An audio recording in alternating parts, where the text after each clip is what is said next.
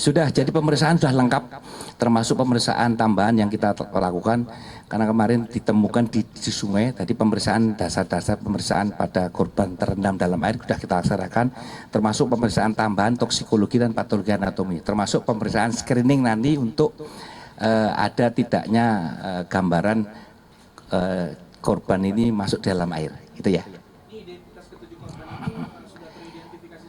Belum. Jadi kita masih Mr. X 1 sampai 7.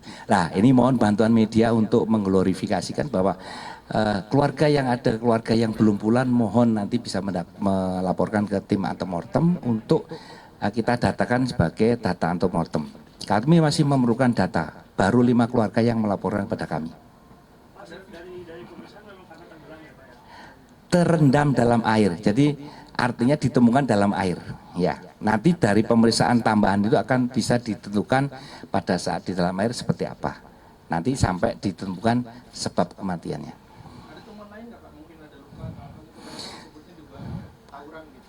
Jadi seperti disampaikan kemarin oleh dari Reskrim, tidak ada perlukaan terbuka, itu sudah jelas. Kami itu yang juga data dari kami juga. Jadi penyebab kematian belum tentu tenggelam, Pak. Loh. Faktanya terendam. Pemeriksaan untuk hari ini kita memastikan sebab kematian. Nah, nanti kita akan sampaikan detail hasilnya nanti. Dari 5 keluarga itu sudah bisa mengidentifikasi 5 korbannya? Kebetulan jenazah kan membusuk lanjut, yang kemarin disampaikan dokter kami adalah antara 1 sampai 2 hari, artinya identifikasi secara visual tidak memungkinkan lagi. Artinya kita tetap menggunakan metode primer identifier seperti sidik jari, gigi maupun DNA, dan secondary identifier yang meliputi properti sama tanda-tanda medis. Makanya kami mohon, ini baru 5 keluarga ini. Tapi keluarga ini sudah mengarah, masing-masing sudah mengarah, hingga kita perlu pendalaman data yang disampaikan. Contohnya seperti tadi disampaikan ada rapot tapi tidak ada sidik jari yang tertempel di rapot tersebut. Kalau ijazah saya kira ada. Kalaupun ijazah nanti juga kalau tintanya blobor, kita juga tim IDEN, kebetulan tim IDEN selalu berdampingan dengan kami, penyidik dan tim IDEN dari Polres Bekasi Kota selalu berdampingan dengan kami untuk percepatan proses ini. Oh, jadi kondisi jenazah sudah rusak ya, Pak? Membusuk, bukan rusak. Oh, beda ya? Ya. Berapa pembusukannya, berapa persen sampai harus tidak bisa diidentifikasi? Kondisinya kemarin disampaikan pada saat pemeriksaan terakhir antara 1 sampai 2 hari, artinya itu dengan visual tidak memungkinkan lagi. Jadi dari 7 jenazah yang sudah bisa diidentifikasi berapa? Masih perlu pendalaman data-data yang perlu belum. Makanya mohon bantuannya, ada keluarga yang belum melaporkan, dari 7 baru 5 keluarga. Mungkin kalau temennya ada yang bisa memberikan informasi, nggak apa-apa. Nanti, oh Pak itu teman saya, kebetulan dia tinggalnya sama saya, nggak apa-apa. Tapi mohon bantuan media ini. Kisaran anak-anak, ada yang ya belum punya KTP ya, itu seperti itu. Atau jadi begini, ada dalam MEMBIS itu EKTP itu kalau tidak muncul ada 2 kemungkinan, memang tidak upload data sidik jari atau memang belum punya EKTP, gitu ya. Nah, dari pemeriksaan itu kurang lebih 14. Kalau KTP pasti di atas 17 ya. Ada yang sudah punya KTP. Ya. Nah, makanya doakan nanti kita malam ini akan tambah speed untuk pemeriksaannya. Tim IDEN bekerja siang malam, termasuk dari Pak Kasat Serse ini dengan timnya.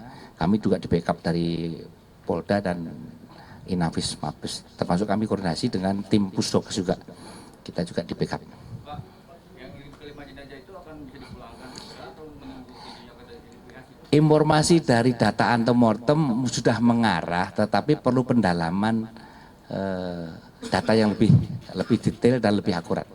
Seperti tadi dikatakan, ijazah yang data sidik jarinya tidak nampak, tapi sudah mengarah. Ketika kita mohon bantuan nanti kalau ada media yang bisa menyampaikan.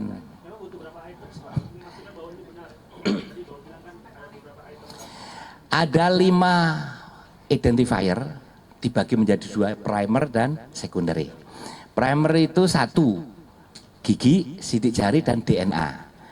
Kemudian secondary adalah properti sama catatan medis. Nah, gitu ya. Satu primary, misalkan gigi, ada berobat gigi, ada data gigi, rekam medik, kita cocokkan di jenazah, itu cukup bisa kita rilis.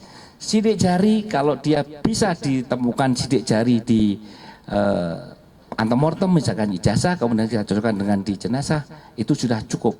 Apalagi ditambah data yang lain. Ya. Bapak izin menegaskan sekali lagi Pak, dari 5 jenazah itu apakah ada yang sudah teridentifikasi Pak? Jenazahnya jumlahnya 7, yang melaporkan baru 5. Nah, Ada yang belum bisa diidentifikasi? mengarah, masih mengarah. Pak, berarti kan belum pasti ya yang sudah teridentifikasi dengan dicocokkan dengan data keluarga. Ya, kita akan lebih dalami lagi. Pak, ada yang positif narkoba nggak Pak? Di antaranya? Ada yang positif narkoba nggak? Ada yang positif narkoba nggak? Justru itu pada pemeriksaan lanjut ini salah satunya kita pemeriksaan lengkap, namanya pemeriksaan toksikologi. Tidak hanya itu saja, pemeriksaan toksikologi yang lainnya. Kan baru hari ini dikirim ke Puslapor.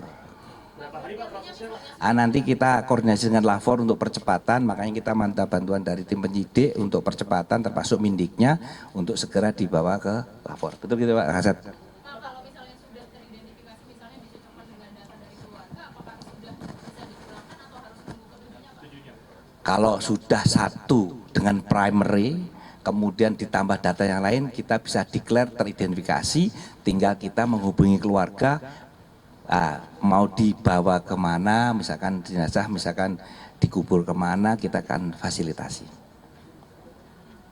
Saya kira itu ya.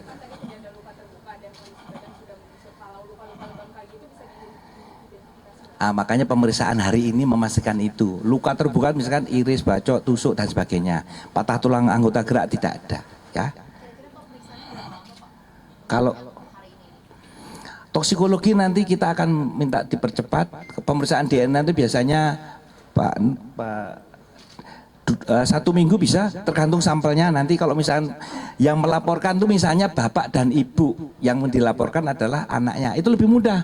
Tapi kalau sibling yang melaporkan kakak, adik, itu berarti sibling perlu sampel lebih dari 1 gitu ya.